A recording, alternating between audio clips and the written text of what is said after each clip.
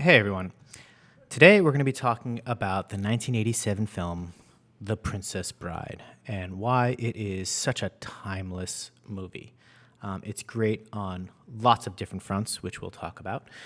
We're just going to jump right into it. No intro because I like to keep it real. Again, as always, if you enjoy this, like and subscribe. And part of what I'm going to be sharing are my own views, just off the top of my head, and parts of it are also going to be views that I collected from Reddit and other places. So, jumping into it, why is Princess Bride so good? Why does it seem timeless? And it is. I actually watched this with my kid not too long ago. The movie still holds up. It's perfect. So, the first is that it doesn't just lambast the cliches of like the high fantasy genre. It is also an incredible film within the high fantasy genre, right? So Inigo Montoya, he makes fun of the warrior seeking vengeance cliche, but he's also like the perfect and most iconic example of this idea, right? Wesley is a play on the swashbuckling romantic hero, but can you really think of a more iconic example than Wesley himself? I mean, just the outfit, the man in black. I mean, that is a swashbuckling outfit, right? Buttercup is the classic damsel in distress, but is there a damsel in distress that's more fun to watch than her? The amazing thing, again, about The Princess Bride is that you can enjoy it on two different levels. First, there are people who want an entertaining, swashbuckling fantasy with amazing characters, and they can watch the movie as a literal film and love it. And then there are people who want to see an intelligent satire, and they can watch it as a spoof and love it as well. So it kind of has it all. This is also what makes the movie great. It's got fencing, fighting, torture, revenge, giants, monsters, chases, escapes, true love, miracles, etc., etc. And just to pause for a moment on the true love thing, the movie is sweet without being saccharine, or sweet without being overly sweet, right? The perfect example of this is the line "as you wish." Because in the movie, when someone says, or when Wesley says, "as you wish," what he really means is, "I love you." And everybody knows that. It's really obvious, right? That's even part of the story. He would always say, "as you wish." But by changing it, it allows this love of loves to appear without being super cheesy. And this goes to another part of the movie. It's very quotable, right? So it's very funny and family friendly. And it has a lot of lines that are funny both for kids and adults. Some of the jokes might go over kids' heads, right? But it's got a lot of great lines. "As you wish," "Hello, my name is Inigo Montoya. You killed my father. Prepare to die," right? There's just the joke about starting a land war in Asia. There's a discussion of fencing and sword fighting techniques by two skilled opponents as they fight. Comments about putting down our weapons and trying to kill each other like civilized people, or inconceivable.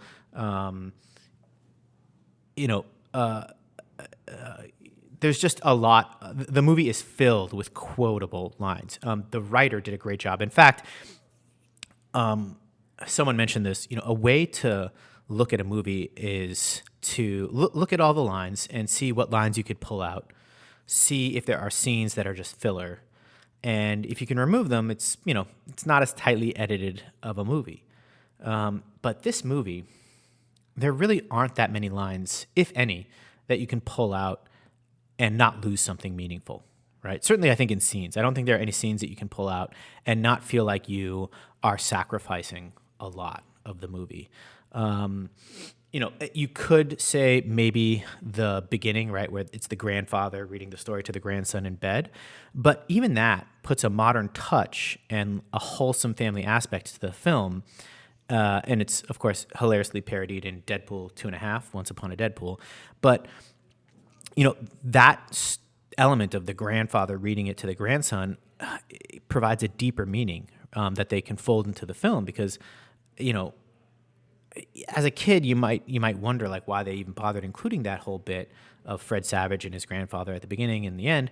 But now, as an adult, I can totally see how the whole thing folds and is orchestrated together to communicate another profound theme through that relationship. And at the end, I think that the grandfather says, "as you wish," to Fred Savage, right?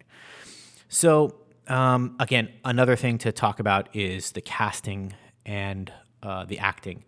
I mean, nailed it. I would challenge any casting changes on this movie, right? Um,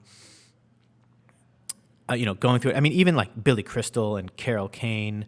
I forget the name of the guy who plays the grandfather, and Fred Savage, who was like the kid of the '80s, right? And of course Wesley, and I mean Andre the Giant as the Brute Squad. I'm looking for the Brute Squad. You are the Brute Squad. The casting is just amazing. The performance, fantastic. There is always that one line when Inigo Montoya is fighting the Six-Fingered Man, and the Six-Fingered Man says, "Stop, say that."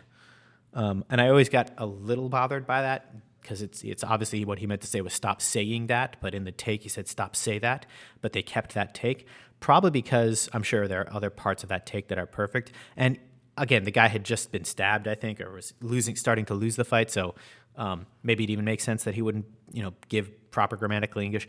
But again, the whole movie comes together perfectly. It's, a classic story, right? An old age premise. A princess is in need of rescue, and it's the kind of start that has kept alive stories like Snow White and Sleeping Beauty and Cinderella, et cetera, going for centuries. And I think Western society in general encourages and celebrates those types of stories. But what's great about The Princess Bride is it hits that classic damsel in distress story, but it hits it in an offbeat way, sometimes bizarre ways. Right, it goes above and beyond the classic fairy tales. I mean, the part where Wesley is dead, but he's not really dead; he's just mostly dead, which means slightly alive. And they, bring him back to life with these magic beans, and he ends up defeating the evil prince, but not in a sword fight. Right, he beats him with wits in a way. He tricks him into dropping his sword when he stands up, and convinces him that he could beat him. So again, it kind of has the very classic elements of the swashbuckling romantic novel or fairy tale, but it hits it in such a funny offbeat way that it stands out from all the others. And I think that's again why it stands the test of time. When you add that offbeat element combined with the acting and the writing and the quotables and one last thing I would comment on with Princess Bride. And this is actually true of Star Wars, or this is something that I think has been said about Star Wars. Lucas would say this, which is the universe of Star Wars and The Princess Bride, it has to be different but familiar enough so that it doesn't require explanation. Right? So again, Lucas says this about the world of Star Wars when it comes to the technology, right? Like, we've never seen a lightsaber, but the first time you see a lightsaber, you know what it is, right? And we've never, all of the ships in Star Wars are designed very differently, but you can kind of intuitively know how they work and function just by looking at them. And The Princess Bride, the world of The Princess Bride, is not a world that we know, right? We don't have fire swamps or rodents of unusual sizes or the Brute Squad or, miracle workers or any of this stuff. But we don't need it to be explained, right? Once we see it, we kind of intuitively know how it all works and functions together, right?